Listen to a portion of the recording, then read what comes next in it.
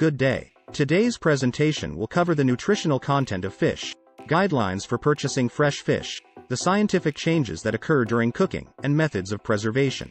Fish is a significant source of high biological value protein, accounting for about 15 to 20% of its weight. Protein is essential for growth and repair of body tissues.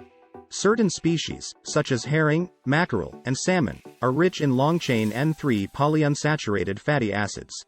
These fats are known to reduce inflammation and are crucial for brain health. Fish also contains essential micronutrients. Calcium content is variable, with the highest amounts found in fish where the bones are consumed, such as sardines and canned salmon. Calcium is necessary for strong bones and teeth. Iron and zinc are present in variable amounts, with mollusks being particularly rich in iron. Iron is essential for the production of red blood cells, while zinc is crucial for immune function. Sea and saltwater fish contain significant amounts of iodine, a nutrient that is essential for thyroid function and metabolism regulation. When purchasing fish, consider the following checklist. 1. Absence of an unpleasant odor. 2. Bright and moist skin with a transparent outer slime. 3. Brightly colored gills with bright, non-sunken eyes. 4. Firm, elastic flesh that quickly rebounds when pressed. Before cooking fish, we need to remove the scales and then it can be filleted. For filleting a round fish, such as salmon or trout, start by making a cut just behind the gills down to the backbone. Then, turn your knife sideways and follow the backbone down to the tail, staying as close to the bones as possible. For filleting a flat fish such as plaice, start by making a cut in the middle of the fish, from head to tail.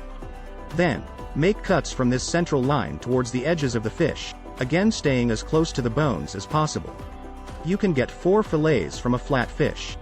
During cooking, the collagen in fish is converted to gelatin, causing the muscle fiber to separate and form flakes. Coatings such as egg and crumbs or batter are often applied to fish before frying or grilling. This protects the fish from 1. Intense heat. 2. Prevents overcooking. 3. Loss of moisture. 4. Breaking up. 5. Avoid absorption of fat. Methods of cooking fish. 1. Frying is a popular method of cooking fish. 2. Baking is an alternative to frying, and one that is just as savory. 3. Steaming is another method of cooking fish. To steam fish, put it on a lightly greased plate, cover and cook over boiling water. 4. Poaching involves cooking fish in very little liquid. Simmer gently and from time to time baste the fish.